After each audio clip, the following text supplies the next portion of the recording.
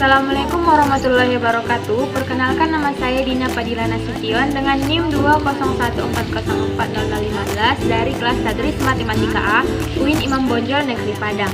Pada kali ini saya akan mempresentasikan artikel yang merupakan tugas dari mata kuliah Islam Budaya Minangkabau yang diampu oleh Bapak dosen Muhammad Nasir SSMA. Baiklah, untuk mempersingkat waktu, saya dari kelompok 5 akan langsung mempresentasikan materi kita pada hari ini yang berjudul Sistem Kekerabatan Minangkabau. Ini saya akan membahas dua topik yang penting, di mana masing-masing topik akan membahas 3 pembahasan.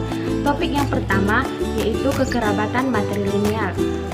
Matrilineal berasal dari dua kata. Yang pertama kata matre atau sama dengan mother yang artinya dengan ibu.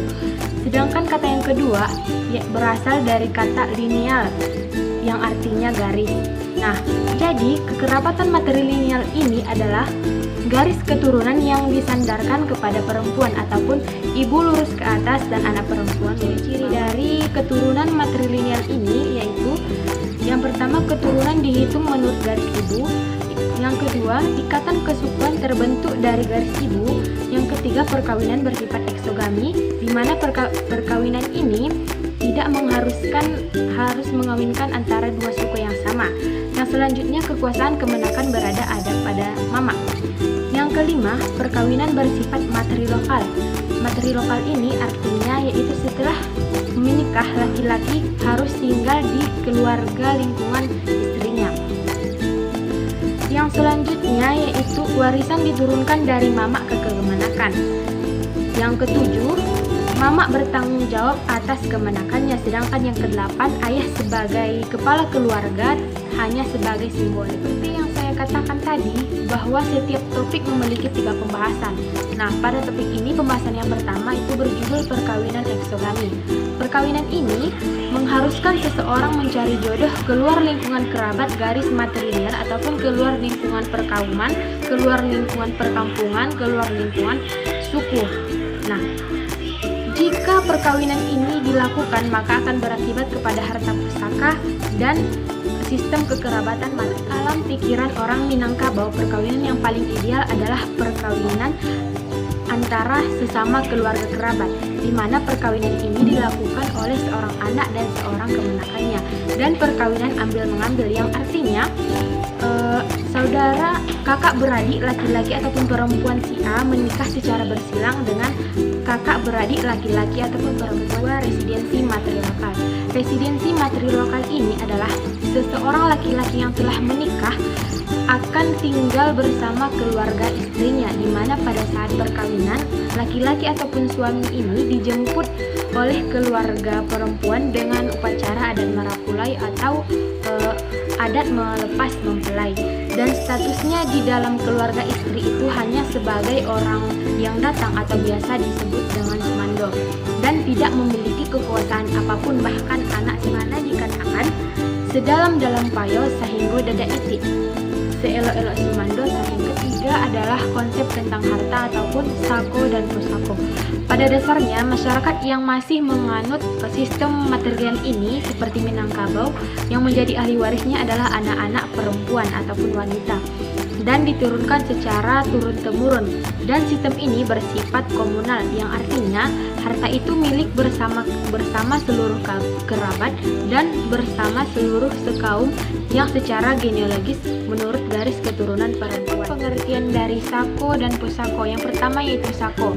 Sako atau saka ini berdasarkan pengertian adat Minangkabau memiliki arti harta yang tidak berwujud ataupun harta tua yang imaterial. Contohnya seperti gelar penghulu, garis keturunan ibu, gelar bapak bagi daerah perantau Pariaman, hukum adat beserta pepatah pepitih, sopan santun, dan kata pusako atau harta pusaka adalah segala kekayaan yang berwujud material yang diwariskan nantinya kepada kemenakan. Pusako ini seperti ladang, sawah, masjid, rumah gadang, kolam ikan, tanah ulayat, ataupun peralatan dan peninggalan penghulu itu sendiri. Adat pepatah Minangkabau, pusaka itu dari nenek turun ke mama dan dari mama turun ke kemenakan. Dan baik itu berupa pusaka gelar maupun harta topik yang kedua yang berjudul perdebatan tentang sistem matrilineal. Adapun pembahasan yang pertama yaitu pernikahan eksogami. Pernikahan eksogami ini menyebabkan adanya pernikahan pantang, di mana pernikahan pantang ini dapat merusak sistem kekerabatan matrilineal, dan hal ini tidak sesuai dengan ajaran Islam. Dengan kata lain, pernikahan pantang ini tidak dibenarkan dalam Islam dan tidak pula disalahkan dalam Islam. Tetapi harap pernikahan pantang ini tidaklah merupakan larangan adat sebagaimana larangan dalam arti agama, tetapi hanya sebatas pantang yang ditetapkan oleh adat. Dan jikalaupun ada orang yang melakukan pernikahan pantang ini akan mendapat sanksi hukum oleh Angkabau. Sanksi bagi pelaku pernikahan pantang ini tidaklah sampai membubarkan perkawinannya, karena masyarakat menyadari bahwa perkawinan pantang ini tidaklah dilarang dalam ajaran Islam. Tetapi atas kesepakatan pemuka adat, keduanya akan dibuang sepanjang adat. Dan penerapan kawin pantang ini tidak sama di semua wilayah Minangkabau. Ada sebagian besar yang melonggarkannya dan ada pula yang menerapkan aturannya secara. Yang kedua yaitu residensi matrilokal. Residensi matrilokal ini dianggap menghilangkan kekuasaan seorang ayah ataupun seorang suami dalam suatu keluarga, karena suami tidak mempunyai kekuasaan apapun di keluarga. Seiring berkembangnya zaman, residensi matrilokal ini hanya sebagai simbolik dan terjadi perubahan peranan ayah ataupun suami terhadap anak dan istrinya.